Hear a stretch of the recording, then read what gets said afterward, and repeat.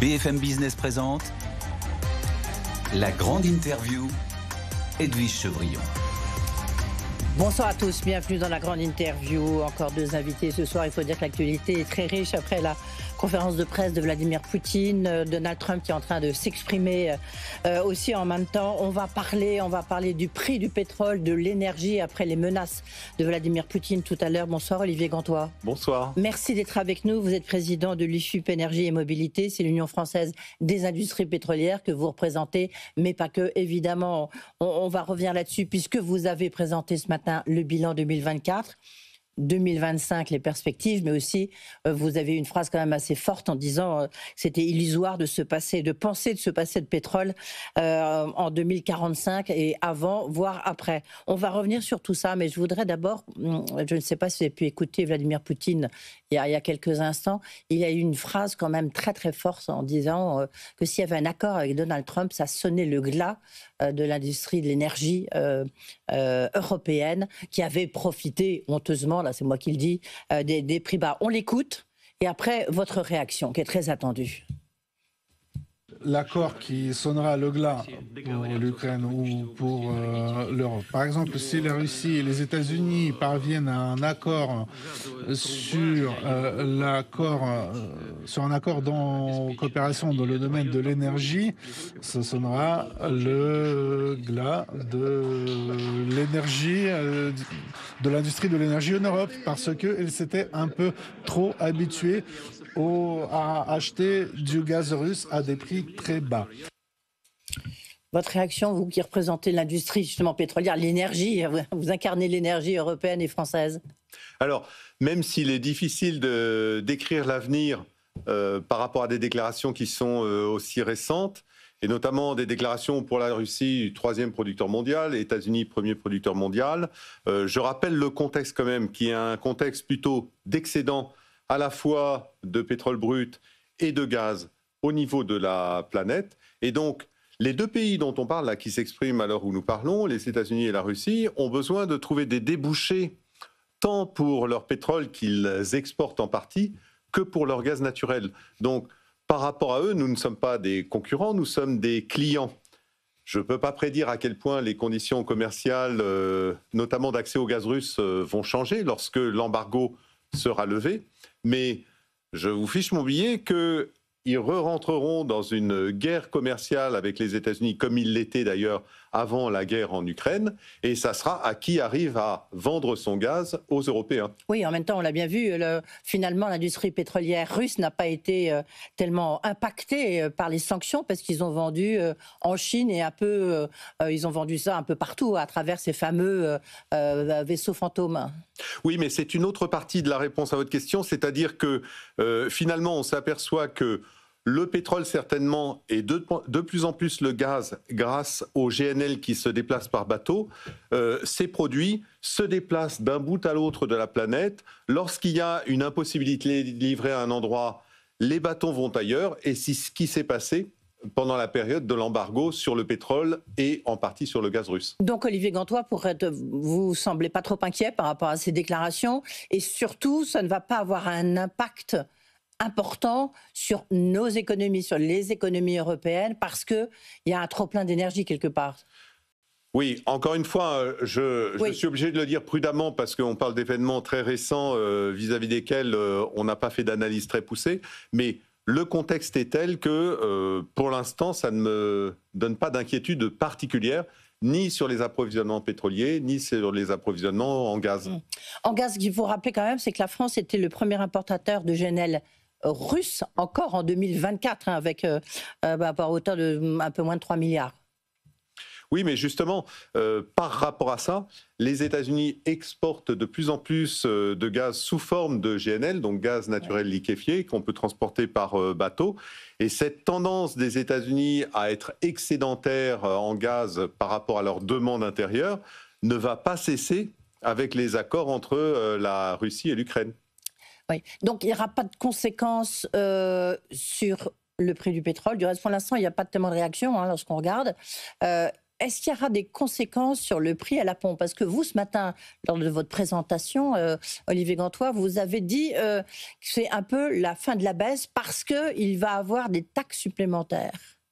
Oui, alors là, si on parle du prix à la pompe, la partie qui vient des cours pétroliers ne devrait pas bouger significativement. Encore une fois, entre 75 et 85 $. Voilà, c'est ça. C'est ça que vous avez dit. Je n'ai pas ma boule de cristal, je suis obligé de le préciser. Mais ça fait maintenant 2 ans et demi qu'on est entre 75 et 85. Les déterminants pétroliers au niveau mondial, c'est-à-dire l'augmentation de la demande, le fait que les producteurs sont obligés encore aujourd'hui de fermer leur robinet, de limiter leur production de 2 millions de barils par jour, c'est énorme.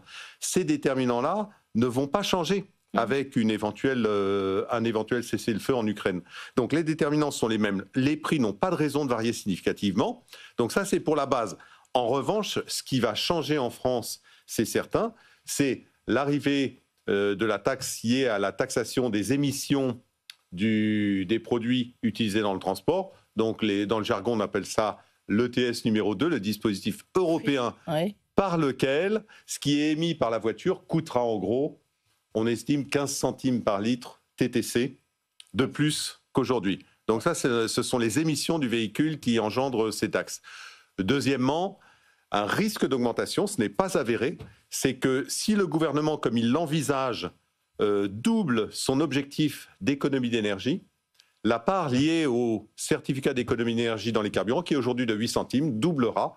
Et on passera à 16 centimes, c'est-à-dire 8 centimes de plus. Donc en effet... Donc au total, il y aura 23 centimes. Oui, si les deux événements se produisent, on parle de 23 centimes en plus. Oui, sachant déjà que l'essence, le pétrole est quand même très, très taxé en France.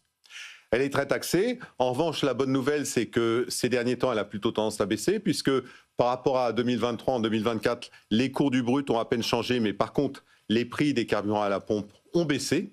Donc, on était plutôt dans une tendance baissière, mais là, ça va un peu gâcher l'ambiance. Oui, en même temps, il faut se rappeler quand même que cette hausse potentielle, elle est à peu près de même nature que la hausse qui avait provoqué le mouvement des Gilets jaunes. Ah, elle est bien supérieure. Elle est bien supérieure, oui. Ah oui, parce qu'à l'époque, si on se souviendra que un des événements qui a fait réagir la population avec les Gilets jaunes, c'était l'augmentation de la taxe carbone. Cette augmentation, telle qu'elle était envisagée au 1er janvier suivant, c'était de mémoire entre 5 et 10 centimes par litre. Là, on parle de plus que 20. Ouais, mais donc je ne suis pas sûre que on a tous vraiment réalisé ça. C'est vous qui l'avez dit ce matin, mais on n'a pas forcément réalisé ça. Alors, la taxation des émissions des véhicules ne sera effective que dans 3 ans. À partir de maintenant, ce n'est pas pour tout de suite. Oui, mais donc ça veut dire que c'est un peu la fin de la baisse des prix à la pompe. Oui. Oui, c'est ça que vous nous dites. Oui, ça veut dire ça. Oui. Pourquoi est-ce qu'il y a toujours une hésitation dans ce que je vous dis? C'est parce que si entre-temps, il y a un autre événement qui fait que les cours s'effondrent, ça pourrait compenser. Imaginons par exemple que les producteurs de brut qui actuellement limitent leur production d'au moins 2 millions de barils par jour rouvrent les robinets. Là, ça fera chuter les cours. Et vous pensez que la probabilité de cette solution, vous l'estimez à combien? Non, je fais le malin, mais je n'y crois pas du tout. Vous n'y croyez pas du tout? Oui, non. D'accord, donc on va vers ça. Si on essaie de regarder un peu les chiffres clés de l'année 2024, qu'est-ce que vous pouvez dire? Est-ce que quand même la transition est en marche, mais en même temps, on voit bien que la consommation de pétrole, elle reste très élevée?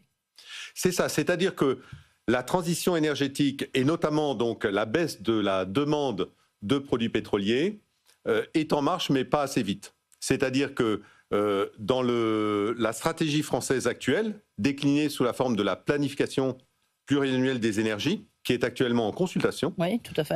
Elle prévoit une baisse de la demande de produits pétroliers de 6% chaque année. 6%. Actuellement, la baisse observée, c'est 1%. Donc chaque année, au lieu de 1%, on a 6%, et ça s'accumule. Ce 5% d'écart s'accumule. Donc en effet, on prend du retard sur les objectifs que la France s'est donnés, qui sont cohérents avec les objectifs européens. On prend du retard chaque année, donc il va bien falloir à un moment qu'il y ait un changement de braquet concernant ces transitions. Si on regarde les chiffres que vous avez donnés encore une fois ce matin, la part du pétrole consommé dans l'énergie finale, ça reste quand même très élevé à 42% et 97% dans les transports. Oui, alors je fais une précision d'ingénieur, c'est que dans ces 97%, il y a 8% de carburant bas carbone, donc de biocarburant, et 89% de produits pétroliers. C'est quand même On reste énorme. quand même à 89%. Voilà, Oui, exactement. oui, mais on était à combien en 2023 ? On n'a pas bougé. On n'a pas bougé. Non, sur la part... C'est ça qu'on a du mal à comprendre, parce que c'est intéressant ce que vous nous dites. C'est-à-dire qu'on a l'impression qu'on parle beaucoup de ces transitions écologiques ou énergétiques. On ne sait jamais très bien de quel côté il faut la prendre. Finalement, les évolutions sont infimes. Oui, mais si on parle du transport, il y a une raison principale pour ça, c'est que le levier le plus important pour se passer du pétrole dans les transports, c'est le développement des mobilités électriques. À l'heure où nous parlons, alors qu'on immatricule de plus en plus de véhicules électriques, les véhicules électriques plus hybrides rechargeables représentent à peu près un peu plus de 2 millions de véhicules sur un parc de 40 millions. 2 sur 40. Donc ça bouge, mais lentement. Oui, donc les biocarburants, quand même, trouvent leur place.